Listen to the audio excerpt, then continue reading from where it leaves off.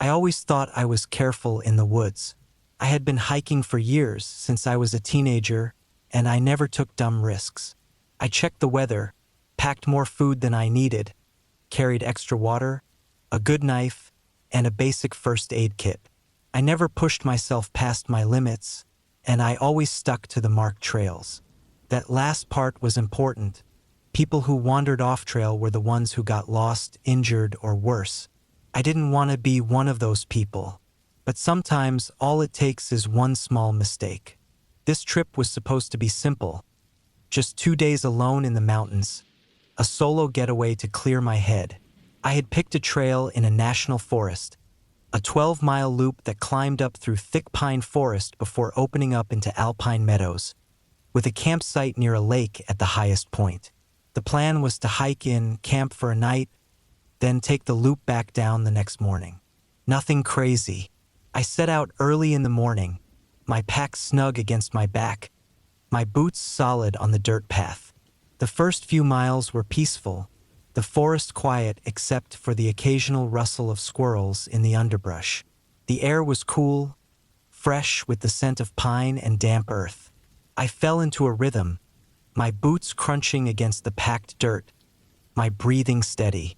It was around mile 5 when I saw the side trail. It wasn't on my map. It wasn't marked. Just a thin path, barely wide enough for a single person, breaking off from the main trail and winding into the trees. It looked well-trodden, too clear to be an animal trail, but not maintained like the official paths. I stopped, frowning at it. I should have kept walking. Instead, I pulled out my map, double-checking the area. Nothing. No official trails, no old logging roads. Just solid forest. But the trail was there, and it looked recent, like people had been using it. I hesitated. I wasn't the kind of person who went off-trail, but something about it bothered me. If it was an unofficial path, where did it go? A shortcut? A dead end? My curiosity got the better of me. I stepped off the main trail and onto the narrow path. The first thing I noticed was how quiet it was. The deeper I walked, the more the sounds of the forest seemed to disappear. No wind, no birds, just my footsteps. The path itself twisted through the trees, curving unnaturally, like it was made to disorient someone. I kept going, my stomach tightening for no good reason. 15 minutes passed, then 30. I should have turned around, but I didn't. That was my second mistake. The trail sloped downward, the trees growing closer together, the branches hanging low. Felt wrong. I couldn't explain it, but the further I went, the more uneasy I felt. The air smelled different, like damp rot. The dirt beneath my boots turned soft, almost muddy. My instincts screamed at me to go back, but I had that hiker's stubbornness. I had already come this far. Might as well see where it led. Then I found the cabin. It was old, too old. The wood was dark with age, the roof sagging, the door hanging open just a little. No signs of recent activity, no footprints, no tire tracks, no fire pit. It looked like it had been there for decades, maybe longer. Something was wrong with it. I could feel it. I don't know why I stepped closer. Maybe I wanted to see if anyone had been there recently. Maybe I wanted to prove to myself that I wasn't scared. The air felt thick, humid. I could hear my own breathing, too loud in my ears. The door creaked when I pushed it.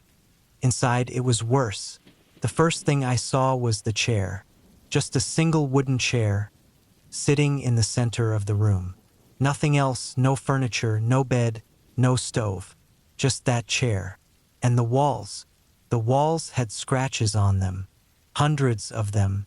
Deep, uneven gouges, like someone had raked their fingernails across the wood over and over. Some marks were old, faded with time. Others looked fresh. Something moved behind me.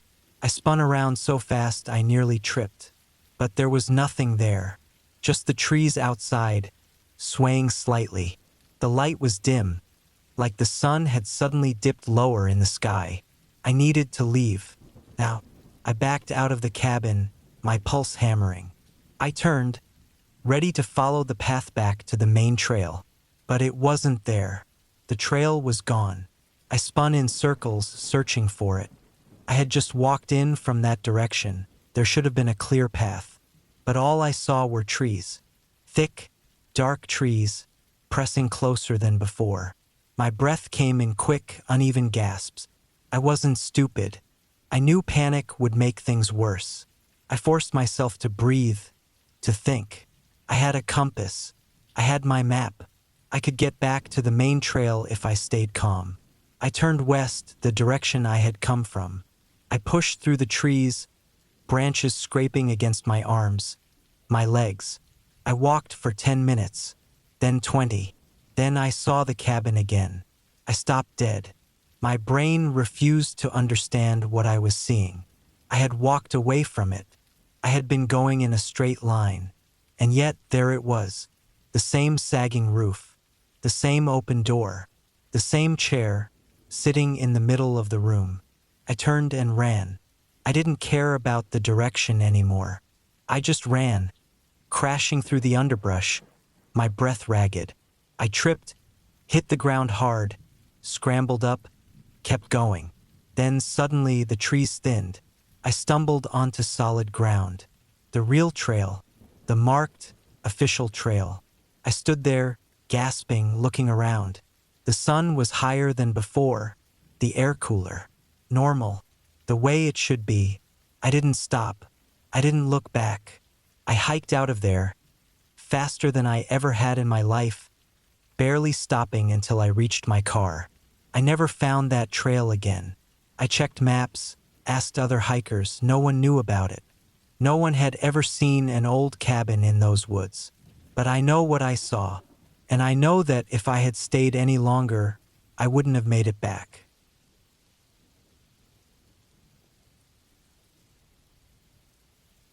I had been planning the trip for months. The idea was simple: 10 days alone in the woods, completely off the grid, away from everything. No work emails, no ringing phone, no people. Just me, nature, and silence. I had done trips like this before, but never for this long and never this deep into the wilderness. The cabin I found was perfect. It was an old hunting lodge, built in the 1970s by a guy who had long since moved on. A friend of a friend knew the owner and told me I could use it as long as I respected the place. It sat about 20 miles from the nearest dirt road, tucked deep in the forests of northern Montana. No power, no running water, just a roof for walls, a wood stove, and a small well outside for drinking water. I packed carefully. Freeze-dried meals, a sleeping bag, a solar lantern, plenty of firewood, a rifle, a small axe, and enough supplies to last me. I wasn't planning to hunt, but the rifle was for safety. Out here, bears were a real concern, and I wasn't about to take chances. The hike in took most of a day. The trail was barely a trail at all, just an old path used by hunters years ago. By the time I reached the cabin, my legs were sore, and the sun was starting to dip below the trees. The place was just as I expected. Weathered wood, a sagging roof, a heavy wooden door with a rusty padlock. I had the key, and when I stepped inside, the smell of dust, old wood, and damp filled my nose. There was a single cot against one wall, a small wooden table, and shelves with a few rusted cans of food that I wouldn't be touching. A wood-burning stove sat in the corner, its black iron surface slick with years of grime. A small window looked out into the trees, but it was so dirty it barely let in any light. I spent the first night settling in, stacking firewood, boiling water from the well, and making a small meal. I sat outside for a while, listening to the sounds of the forest. The deep woods have a different kind of silence. It's not quiet. It's full of tiny sounds, rustling leaves, distant animal calls, the occasional snap of a twig. But there was something else, too. Something I couldn't quite place. A feeling like I wasn't as alone as I thought. I shook it off. First night jitters, nothing more. The first few days passed without much trouble. I spent my time hiking, gathering firewood, filtering water, and just enjoying the solitude. At night, I locked the door, made sure my rifle was close, and let the fire die down before sleeping. Then small things started to happen. The first was the footprints. On the fourth morning, I stepped outside and saw them. Fresh tracks in the dirt, leading from the tree line toward the cabin.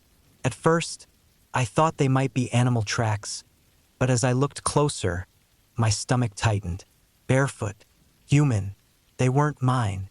I followed them a few yards, but they disappeared into the undergrowth. They were small, maybe from a child or a small adult, and they had come right up to the cabin door. I tried to stay logical. Maybe a lost hiker? Maybe someone passing through? But 20 miles into the wilderness? Barefoot? That night, I locked the door and kept the rifle next to my sleeping bag. I barely slept, listening to every sound outside. The next day, I made a perimeter check. I found nothing at first, but then, near the well, I saw something that made my blood run cold. Pile of animal bones. Small ones, rabbits, birds, picked clean and stacked neatly in a little tower. I forced myself to stay calm. Could have been anything. Fox, a bobcat. Some animals hoard bones, right? But deep down, I knew better. That night, I sat in the dark, rifle in hand, waiting. The fire was low, just embers in the stove, and the cabin was silent except for my own breathing. Then, sometime past midnight, I heard it. A slow, deliberate creak of wood outside. The porch. I gripped the rifle so hard my hands ached. I waited, barely breathing. Another creak, then silence. I didn't move. I didn't look. I just sat there, heart pounding, until the first light of dawn crept through the filthy window. When I finally worked up the nerve to step outside, the footprints were back. More of them, circling the cabin. I needed to leave. I packed my things fast, shoving everything into my backpack. I kept the rifle slung over my shoulder as I stepped outside. The forest was still, the air heavy. I started down the trail, moving fast, constantly looking over my shoulder. I made it about 5 miles before I saw it. A deer carcass hanging from a tree. It was fresh. Blood still dripped from its torn throat, pooling on the ground. It wasn't the kill that scared me. It was the way it had been strung up, its legs tied with vines, its ribs exposed like something had been picking at it. I kept moving, pushing myself harder, sweat pouring down my back despite the cold. I wasn't alone out here. Someone was following me, watching me. I walked until my legs burned, until I couldn't go any farther. The sun was getting low, and I knew I wouldn't make it back to my truck before dark. I needed to find shelter. That's when I saw the other cabin. I hadn't seen it on any map, and it looked even older than the one I had just left. The roof sagged, the walls were covered in moss, and the door was missing. But it was shelter. I stepped inside, rifle ready. The air was stale, thick with the smell of rotting wood. There was an old table, broken chairs, and a fireplace filled with ash. But then I saw something that made my stomach drop. On the far wall, scratched into the wood, were words. "Don't sleep." My hands went cold. I backed away, heart pounding. That's when I noticed the footprints. All around me in the dust on the floor. Barefoot. Dozens of them. I didn't stay. I ran. I don't know how I made it back to my truck. The whole way, I felt it. That awful, crawling feeling of being watched. I didn't stop. I didn't rest. I just moved, fast and desperate. When I finally reached my truck, the sun was nearly gone. I threw my gear in the back, jumped in, and locked the doors. And then, just before I turned the key, I saw it. In the rearview mirror, a figure standing at the tree line. Small, hunched, motionless. Watching. I didn't wait. I started the engine and tore down the road, not stopping until I was miles away. I never reported it. What would I say? I just know I'll never go back. And sometimes, late at night, I still dream of footprints in the dirt. I don't know why I went back. I had hiked those woods before, years ago, back when I was younger and didn't know better. It was the kind of place that stayed with you, though, the kind that crept into your bones long after you left.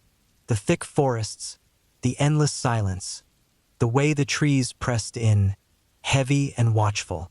It wasn't a friendly place. I had told myself I wouldn't return, but time dulls things.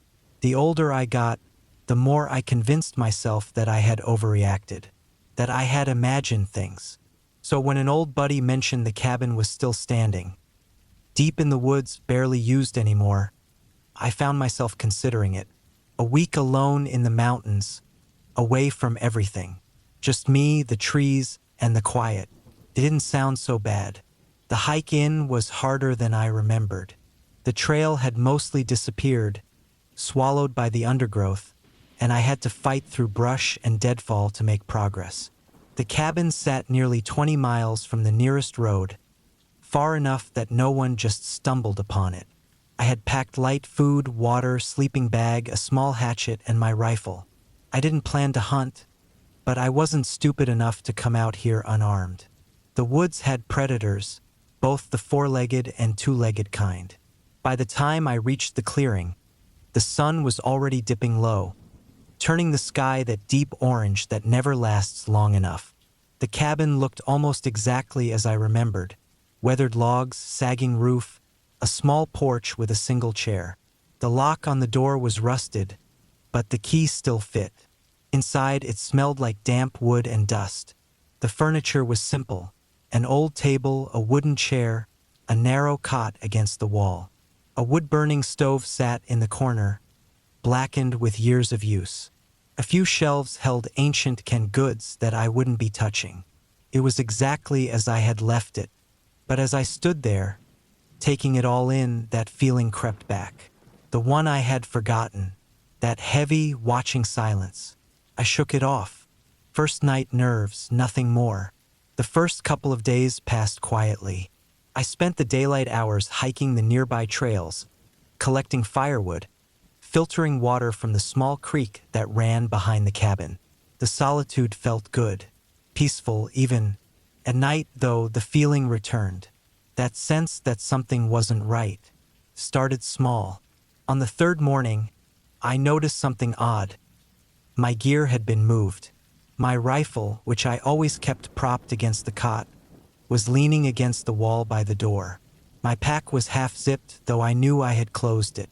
I tried to explain it away. Maybe I had been careless. Maybe I had moved things and forgotten. But deep down, I knew better. That night, I locked the door.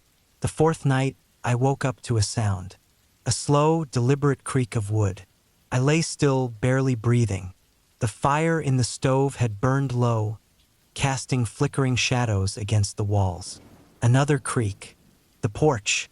I gripped my rifle, heart hammering.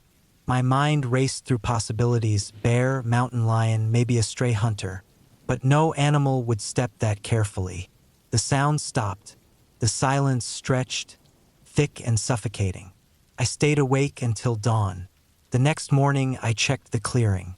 The ground was soft from recent rain, and there, leading up to the porch, were footprints. Barefoot, human. The tracks circled the cabin, moving toward the door, then back into the trees.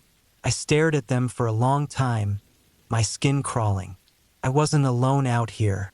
I considered leaving, but I had hiked nearly 20 miles to get here. Another day's walk just to reach my truck. I told myself it was nothing. A lost hiker, maybe, someone passing through. I would stay one more night.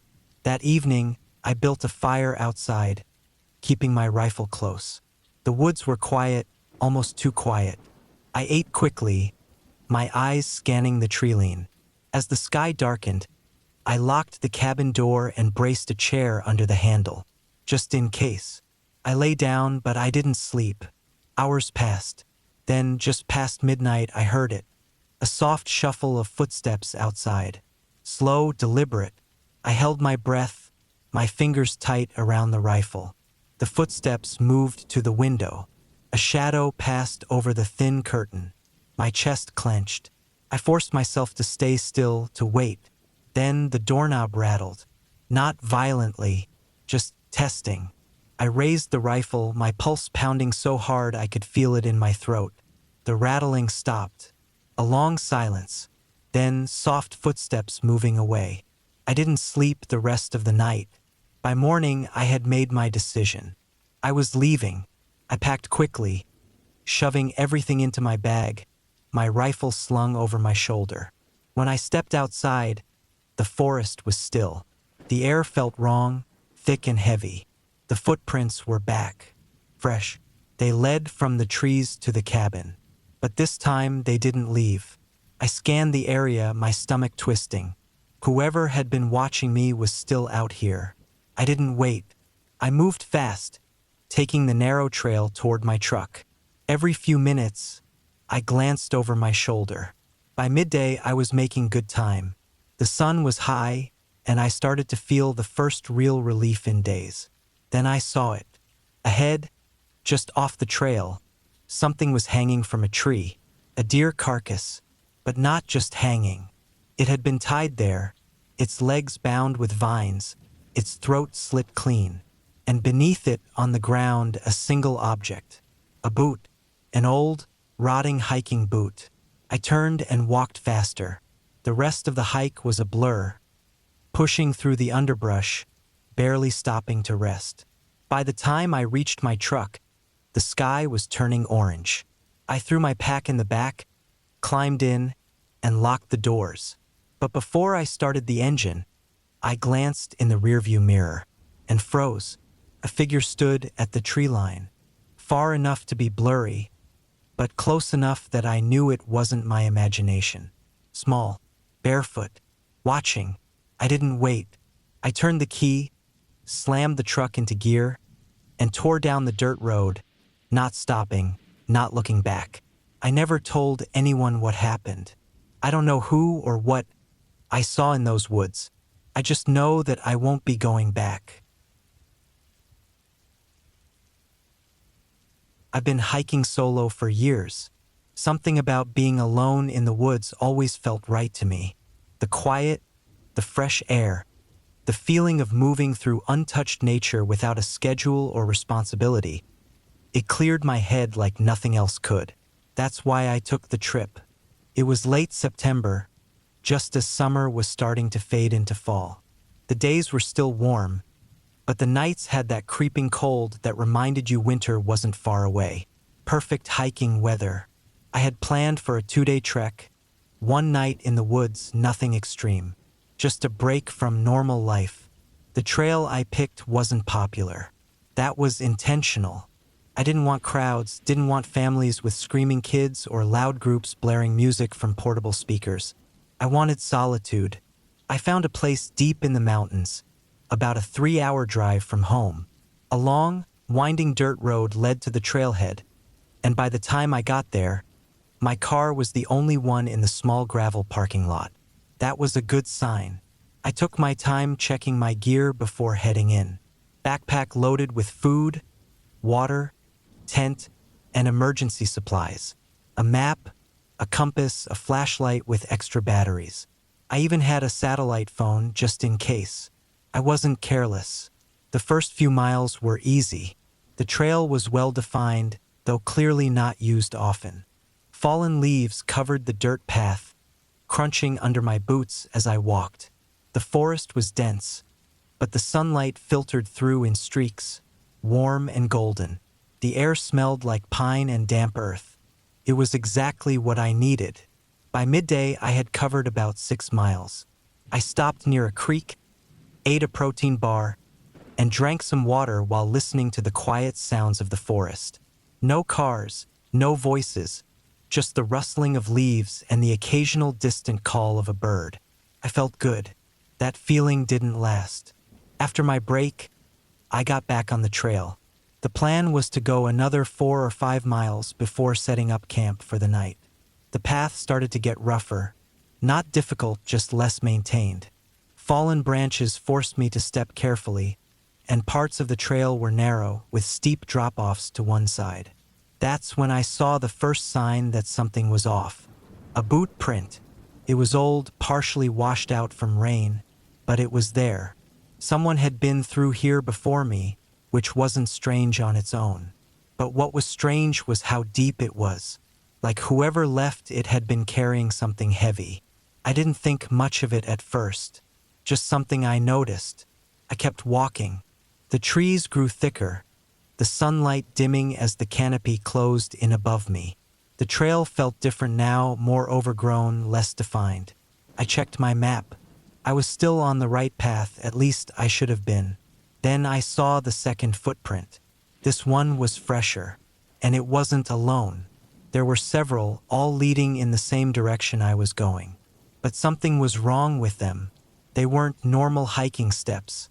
They were erratic, spaced unevenly, like someone had been stumbling or limping. A cold feeling settled in my gut.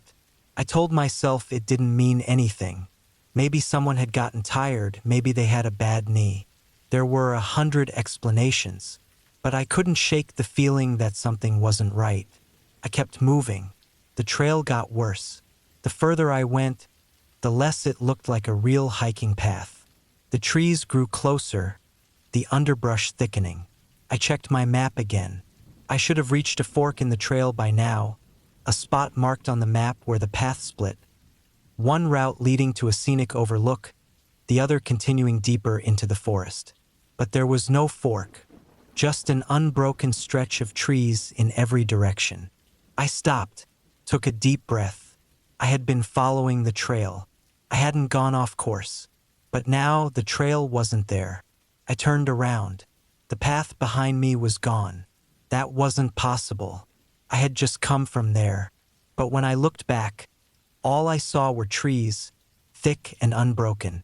The footprints, mine included, were gone. I stood there for a long time, heart hammering, trying to make sense of it. The air felt heavier. The forest was silent. No birds. No wind.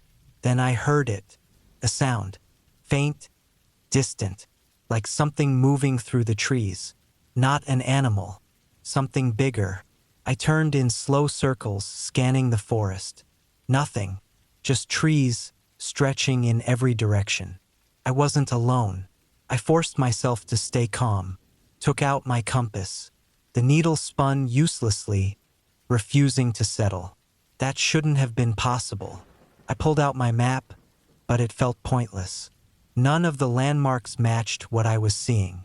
The landscape around me was different from what had been marked. I wasn't lost. Something else was wrong. I picked a direction and started walking. I needed to find anything familiar, a landmark, a clearing, even just a way out of the thick trees. I kept my breathing steady, moving carefully, trying not to panic. Then I saw it. A structure. Not a house, not a cabin. Something smaller. A metal cage. It sat in a small clearing, rusted and old. Too big for an animal trap, too small for a proper holding cell. The bars were bent in places, the door hanging open. And inside, something lay crumpled on the ground. Bones. A mix of animal and human. I stared at it, stomach twisting. Then, behind me I heard movement. Slow. Deliberate. I didn't turn around. I walked. Then I walked faster. Then I ran. Branches tore at my arms. Roots tried to trip me, but I didn't stop. I ran until my lungs burned, until I thought I was going to collapse. Then suddenly I was back at the trailhead. I don't remember how I got there. One moment, I was deep in the woods, running from something I never saw. The next, I was standing beside my car, gasping for breath, covered in scratches and dirt. I didn't question it. I just got in my car and drove. I never went back. Some places aren't meant to be found. I don't think I'll ever go back to that place. At the time, it had seemed like a good idea. A week alone in the mountains, just me, my rifle, and the quiet. I had done solo trips before, deep into the backcountry, where the only sounds were the wind through the trees and the distant calls of birds. I liked the solitude. I liked being away from people, away from roads, away from the noise of the world. This trip was different. I had planned to stay in an old cabin up near Deadfall Ridge, about 20 miles from the nearest paved road. It wasn't marked on any map, just something I had found a few years back while hiking. A small, one-room structure, made of thick logs, probably built by some hunter or trapper decades ago. It was abandoned, but still in good enough shape to use. I had slept there once before, just for a night, and always meant to return for a longer stay. This time I was prepared. I packed enough food for a week, my sleeping bag, my stove, a hatchet, and my rifle. I didn't plan on hunting, but I never went into the wilderness unarmed. The mountains had bears, cougars, and sometimes things worse than animals. I left my truck at the trailhead and started the long hike in. The first few miles were easy, well-worn trails, the kind used by elk hunters in the fall. But the deeper I went, the rougher the terrain became. The forest thickened, the underbrush tangled, and the trail faded into little more than a faint path through the trees. By the time I reached the cabin, the sun was already dipping low in the sky. It looked just as I remembered. A squat, sturdy structure, set in a small clearing with a fire pit out front. The roof sagged a little, but the walls were solid, the door still held by a rusted metal latch. There was a small window, shuttered with wooden planks, and an old chopping block with a splitting axe buried in it. The air was still, too still. I pushed that thought aside. I was just tired. I stepped inside, letting my eyes adjust to the dim light. The air smelled of dust and old wood. A narrow cot sat against the wall, covered in a thin, moth-eaten blanket. A small iron stove stood in the corner, its door slightly ajar, as if someone had used it recently. That thought made me pause. I had been here before. I had closed that stove door. I shook it off. Animals, maybe, or my memory playing tricks on me. I set down my pack, bolted the door, and started a fire. The first 2 days passed quietly. I spent my time hiking, gathering firewood, filtering water from a small creek a few hundred yards from the cabin. The nights were cold, but the stove kept the cabin warm enough. I slept well, wrapped in my sleeping bag, the firelight flickering against the log walls. It was peaceful, but by the third night, that peace was gone. It started with the noises. At first, I thought it was just the wind, soft, distant sounds, barely loud enough to notice. But as the night stretched on, I realized it wasn't the wind. It was footsteps, slow, deliberate, moving just beyond the tree line. I sat up, my rifle across my lap, listening. My heart pounded in my chest, every sense on high alert. The sounds were faint, but they were there. Something moving, circling the clearing. I waited. Minutes passed. An hour. Then silence. Eventually, I convinced myself it was an animal. Maybe an elk, maybe a bear. But I didn't sleep that night. The next morning, I checked the clearing. The ground was soft from recent rain, and I found the tracks immediately. They weren't animal tracks. They were human, barefoot. They led from the trees, stopping just outside the cabin. I stared at them, my stomach twisting. Who the hell was out here walking around barefoot in the middle of nowhere? I followed the tracks a few yards into the woods before they vanished into the underbrush. No sign of a camp. No sign of where they had come from. I felt exposed, standing there in the open. Something wasn't right. I went back inside and locked the door. That night, I didn't sleep. I kept the fire going, my rifle beside me, listening. Hours passed. The woods were silent. Then, just past midnight, I heard it again. Soft footsteps moving through the clearing. Then, a sound I'll never forget. The slow, deliberate creak of the wooden porch. My grip tightened on the rifle. My pulse thundered in my ears. Something was right outside the door. I stayed completely still, barely breathing. The footsteps paused. Then, slowly, the doorknob rattled. Not violently, just testing. A long, sickening silence followed. Then soft, slow footsteps moving away. I stayed awake until dawn. The next morning, I packed my gear. I wasn't staying. I threw everything into my pack, slung my rifle over my shoulder, and stepped outside. The clearing was empty. The woods were silent. Then I saw the footprints. New ones. They led from the tree line to the porch, where I had heard the sounds the night before. But there was something worse. Next to the cabin, where my own tracks had been in the dirt, were fresh marks. Deep, deliberate. Someone had been digging. A shallow pit, maybe 3 feet wide. Right outside my door. I turned and left. I didn't stop walking.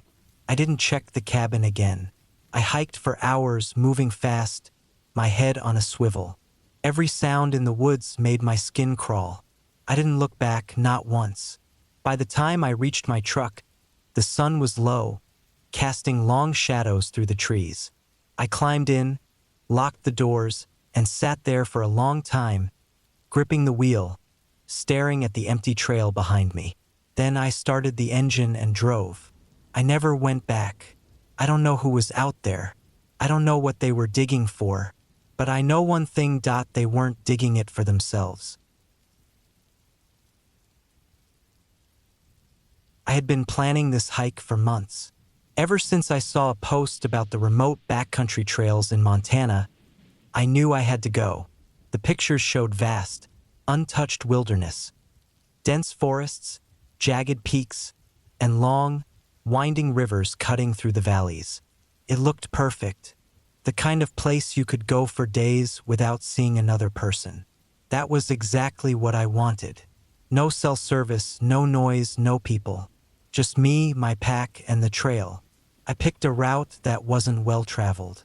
It was about 30 miles out and back, cutting through thick pine forests, over high ridges and past deep, isolated lakes. The elevation gain was brutal, but I was ready for it. I had all my gear, tent, sleeping bag, bear spray, enough food for 5 days. Everything was set. I drove out early, the sun barely up, the roads empty. By the time I reached the trailhead, there was only one other car in the lot, an old truck with faded paint and mud caked on the tires. I didn't think much of it. Probably another hiker already out on the trail. I checked my pack one last time, tightened the straps, and started walking. The first few miles were easy, just a slow climb through dense forest. The air was cool, the smell of pine thick. The trail was narrow, winding between massive trees, the ground soft with fallen needles. Birds called from the branches, and now and then, I'd hear the rustle of something moving in the undergrowth. A squirrel, maybe a deer. After about an hour, I reached the first real climb. The trail turned steep, the dirt loose beneath my boots. I leaned forward, using my trekking poles to push myself up. My breathing grew heavy, sweat starting to build under my pack. I stopped once to take a sip of water, looking back down at the forest below. The trees stretched out endlessly, dark green and unbroken. No roads, no buildings, just wilderness. I kept moving. By mid-afternoon, I reached a small clearing at the top of a ridge. It was the perfect place to rest. Flat ground, a clear view of the valley below. I dropped my pack and sat down, stretching out my legs. I took a deep breath, enjoying the silence. That's when I noticed something. At the far end of the clearing, near the treeline, was an old fire ring. Just a circle of blackened stones, half covered in dirt and moss. It looked like it hadn't been used in years. But next to it, half buried in the grass, was something else. A boot. It was old, the leather cracked and faded, the laces missing. I walked over and picked it up. Inside, the insole was worn down to nothing, the toe caked with dried mud. Someone had left it here a long time ago. I looked around, but there was nothing else. No pack, no other gear, just the boot. I tossed it back down and headed out. The trail dropped steeply after that, winding down into a deep valley. The trees grew thicker, the air damp and cool. I passed a stream, the water clear and fast-moving, then started the next climb. It was slow going, my legs already tired, but I pushed through. I wanted to reach the lake before dark. It was just after 6 when I finally saw the water through the trees. The lake was small, maybe 100 yards across, surrounded by thick forest. The surface was perfectly still, reflecting the sky.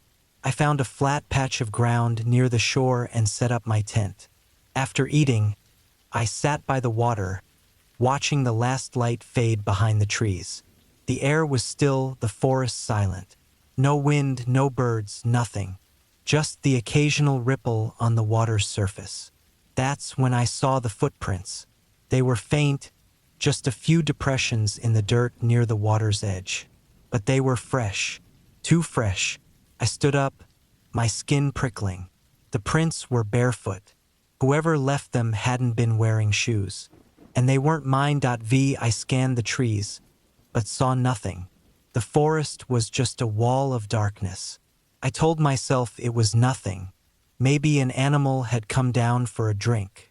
Maybe I was just seeing things. I went back to my tent, zipped myself in, and tried to sleep. I woke up sometime after midnight. At first, I didn't know why. Then I heard it. A sound, faint but unmistakable. Breathing. Slow, steady breathing. Just outside my tent. I lay completely still, my heart pounding. The sound was close. Too close. Then, after what felt like forever, it stopped. I stayed awake the rest of the night, listening. When morning finally came, I unzipped my tent and stepped outside. The forest was empty. No footprints. No sign that anyone had been there. But my bear spray was gone. I packed up fast. My whole body was on edge. Every rustle in the trees made me flinch. I needed to get out. I moved quickly, barely stopping for water. The whole way back, I felt it. That prickling sensation on my skin, like I was being watched. When I finally reached the trailhead, my car was the only one there.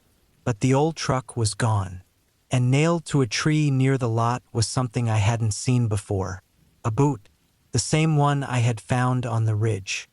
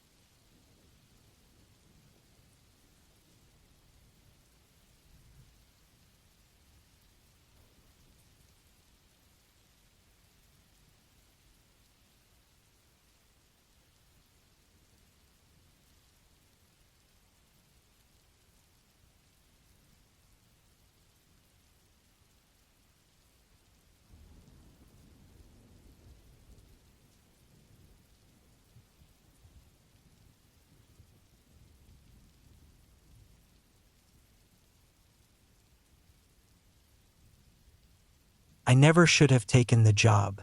It was late October when I answered the ad.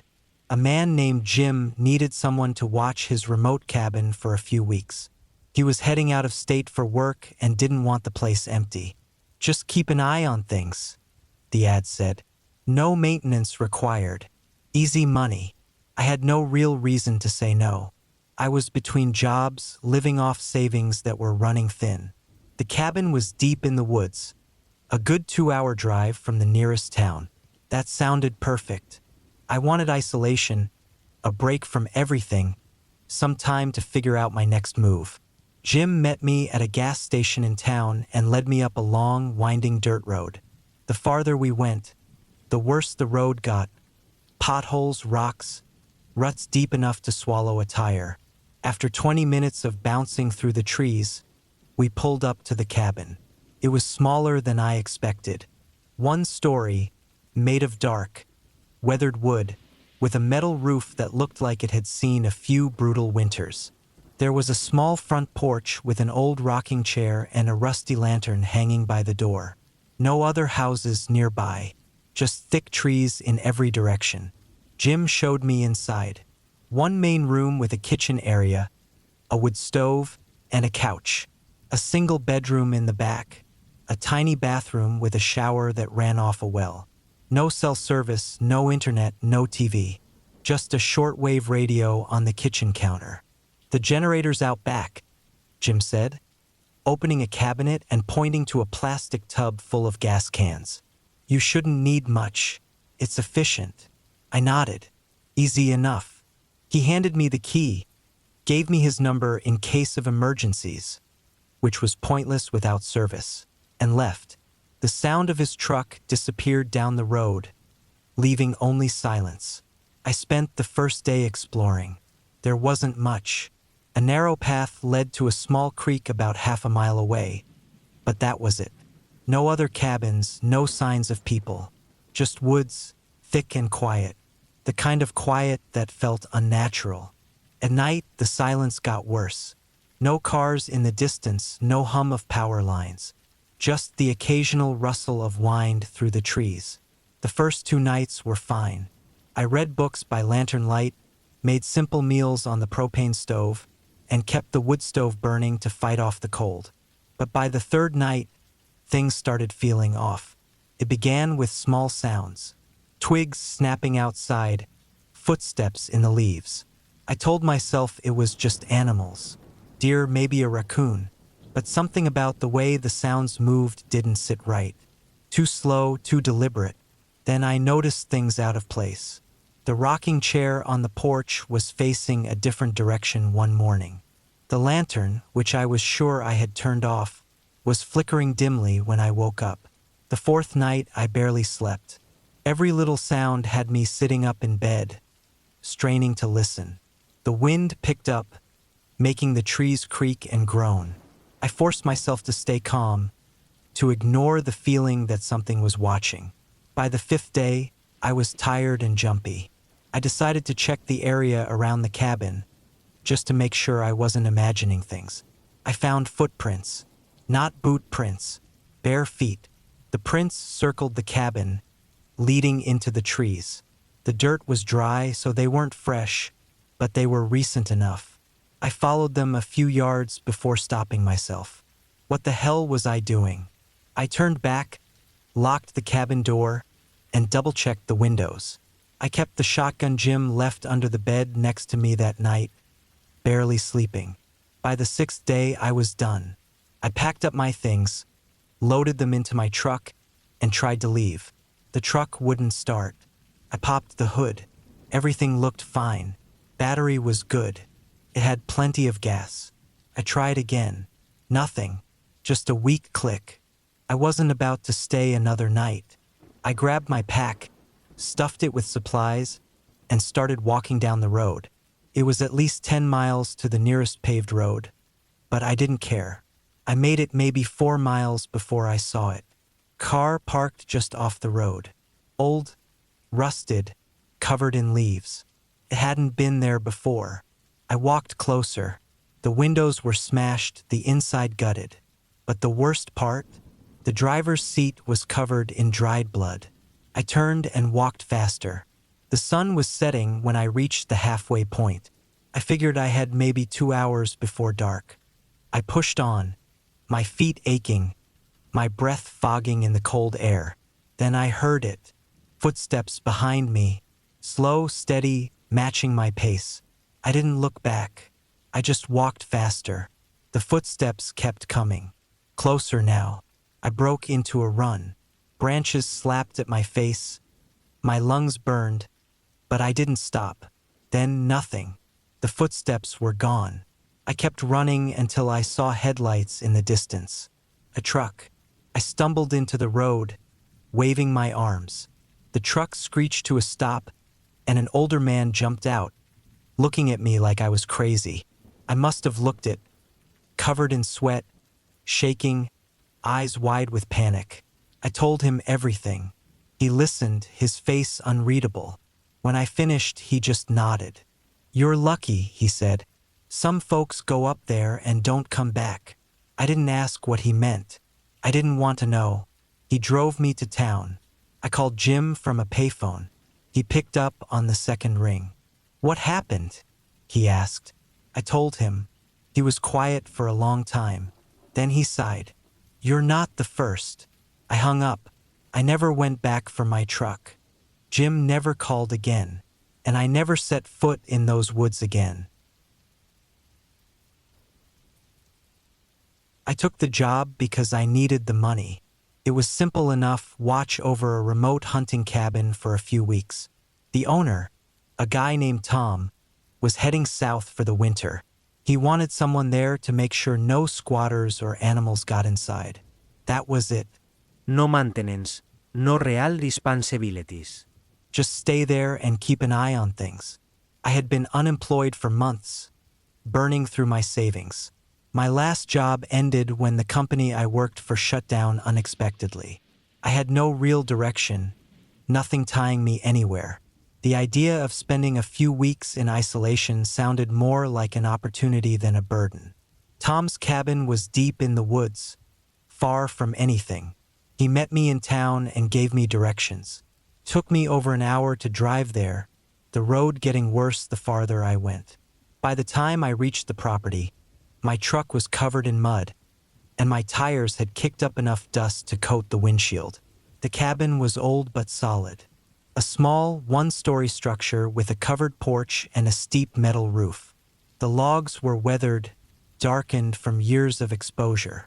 There was a woodpile stacked against one side, a rusted metal chimney sticking up from the roof. No electricity, no running water, just a well pump outside and a wood stove for heat. The first few days were uneventful. The air was cold, crisp, with a hint of snow in the mornings. The woods were dense, mostly pine, with a thick layer of needles on the ground. There was a small creek about a quarter-mile from the cabin, the water clear and ice-cold. I spent my time reading, chopping wood, and making simple meals on the propane stove Tom left behind. The silence was something I hadn't been prepared for. At night, it was absolute. No distant traffic, no hum of power lines, no voices. Just the wind moving through the trees, the occasional snap of a branch, the creaking of the cabin settling. On the fourth day, I found the first sign that I wasn't alone. I had walked down to the creek, following the narrow trail Tom mentioned. The ground was soft in places, muddy near the water's edge. That's when I saw them, footprints. They weren't mine. They were fresh, pressed deep into the wet soil. Bare feet. I stared at them for a long time, my mind trying to come up with an explanation. Maybe a hunter, someone passing through. But who walks barefoot in the middle of the woods, in near-freezing temperatures? I followed them for a few yards before they disappeared into the trees. The thought of someone out there, walking silently through the woods, made the air feel colder. That night, I locked the cabin door for the first time. I barely slept, every small sound outside pulling me awake. A few times, I swore I heard movement near the porch, soft, slow steps in the dirt. But when I looked out the window, I saw nothing. The next morning, I checked around the cabin. More footprints circling the building. Some led toward the woods, others back toward the creek. The tracks were fresh, the edges still sharp. Someone had been there while I slept. I thought about leaving, but my truck was low on gas. The nearest town was over 30 miles away. I told myself it was just a lost hiker, maybe some drifter passing through. Nothing to worry about. That night, the noises started again. At first, it was just the wind, rattling the loose boards on the porch. Then came the footsteps, slow, deliberate, right outside. I gripped the old rifle Tom had left behind, my hands slick with sweat. The footsteps moved along the side of the cabin, pausing beneath the window. I didn't move. I didn't breathe. Then scratching, light at first, then harder, like nails dragging across the wood. I stayed awake until dawn, the rifle across my lap. The next day, I made up my mind to leave. I packed my bag, grabbed my rifle, and walked to my truck. The engine wouldn't start. I checked the battery, fine. Fuel plenty. Everything looked normal, but the truck wouldn't turn over. Just a dull click when I turned the key. That's when I saw it. A small pile of dirt beneath the truck. I crouched down, brushing it away, and saw something that made my stomach drop. The fuel line had been cut. Someone had been under my truck. They had made sure I couldn't leave. I locked myself in the cabin before dark, barricading the door with the heavy wooden table. I kept the rifle close, every nerve in my body on edge. That night, they came back. The footsteps returned, more of them this time. I could hear the crunch of leaves, the snap of twigs underfoot. They didn't try to be quiet. They wanted me to hear them. Then came the tapping, light at first, then harder, fingers drumming against the wood. The sound moved around the cabin, first at the door, then the windows. I stayed completely still, gripping the rifle so tight my knuckles turned white. Then something worse, breathing, right outside the bedroom window. Slow, steady, the sound of someone standing just inches away, watching. I didn't move. I didn't breathe. I stayed like that until the first light of morning seeped through the trees. When I finally gathered the courage to look outside, they were gone. The footprints around the cabin were deeper now, more chaotic. They had been there all night. I needed to get out. With the truck useless, my only option was to walk. I packed what I could carry, water, food, ammo, then took off down the road. I moved fast, my pulse hammering in my ears. I didn't stop, didn't look back. I just kept going, pushing through the exhaustion, the fear. After hours of walking, I reached a paved road. Not long after, a truck appeared in the distance. I stepped into the road, waving both arms. The truck slowed. A man rolled down his window, eyes narrowing at me. "Where the hell did you come from?" I told him. His face darkened. He nodded slowly. "You're lucky," he said. "Others weren't." I climbed in and we drove away. I never went back. I never called Tom. And I never found out who or what was out there.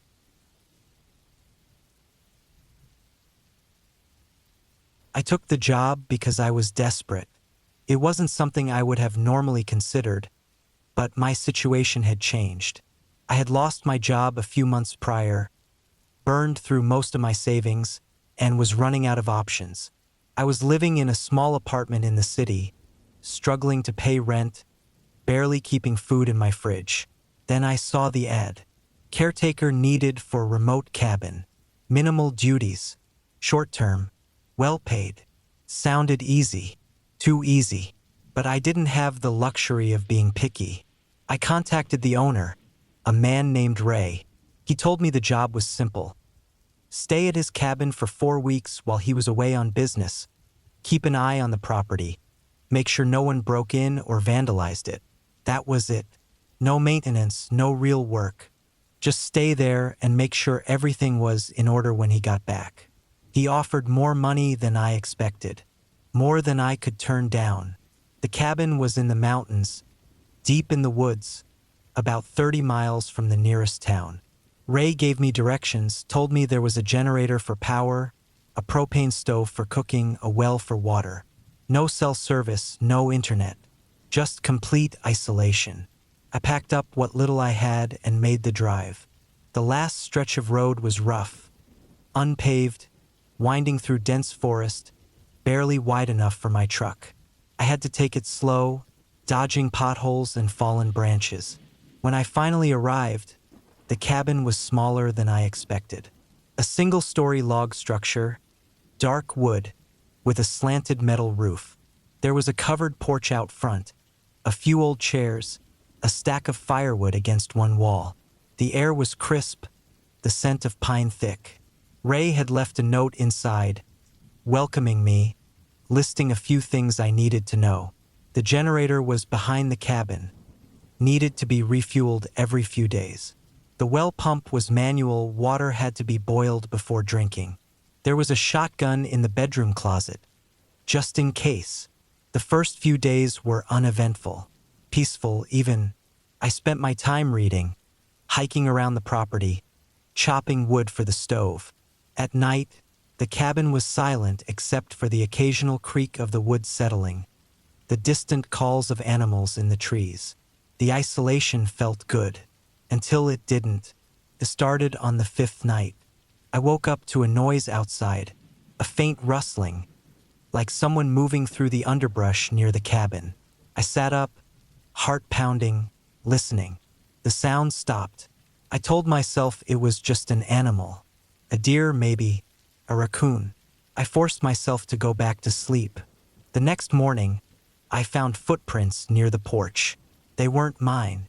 The prints were deep, spaced far apart, leading from the treeline toward the cabin. Bare feet. I stared at them for a long time, my mind trying to make sense of it. Who the hell walks barefoot in the middle of the woods? I grabbed the shotgun from the closet, loaded it, kept it close for the rest of the day. That night, the noises came again. Twigs snapping, leaves rustling, slow, deliberate footsteps circling the cabin. I didn't move. I just sat there in the dark, listening, gripping the shotgun so tight my hands ached. Then the sound stopped. I barely slept. The next morning, I checked around the cabin. More footprints. More signs that someone had been there while I slept. I thought about leaving, but I had no cell service. The only way out was the road, and it was a long walk to town. My truck was running low on gas. I told myself I was overreacting. Maybe it was just some drifter, some local who lived in the woods. Maybe they were harmless. That night, I barricaded the door. The noises came earlier this time. Footsteps. Closer. Then scratching. Light at first, then harder, nails dragging against the wood. I sat completely still, barely breathing. Then the breathing started. Right outside the bedroom window. Slow, steady. I didn't move, didn't look, just waited. The sound stopped. I stayed awake until dawn. When I finally worked up the courage to check outside, I found something worse than footprints. A handprint, smudged against the glass, smeared with dirt. Someone had been there, watching. I had to leave. I packed my things, grabbed the shotgun, stepped outside. The forest was silent. Too silent. I moved fast, heart pounding. Got in my truck, turned the key. Nothing. Tried again. Nothing. I popped the hood. The engine was fine. The gas tank was full. But when I checked underneath, my blood ran cold. The fuel line had been cut. Someone had made sure I couldn't leave. I ran back inside, locked the door, shoved the table in front of it. The sun went down. They came back. More footsteps, more scratching. Then something worse. A voice, a whisper, so close to the window I felt it. But I didn't listen, didn't move, just waited. Then silence. I stayed awake all night. First light, I ran. Grabbed my pack, the shotgun, and bolted. Didn't stop. Didn't look back. Ran until I found the road. Walked for hours. A truck finally passed. Stopped. The driver took one look at me and nodded. "You're lucky," he said. "Most don't make it out." I didn't ask what he meant. I didn't want to know. I never went back.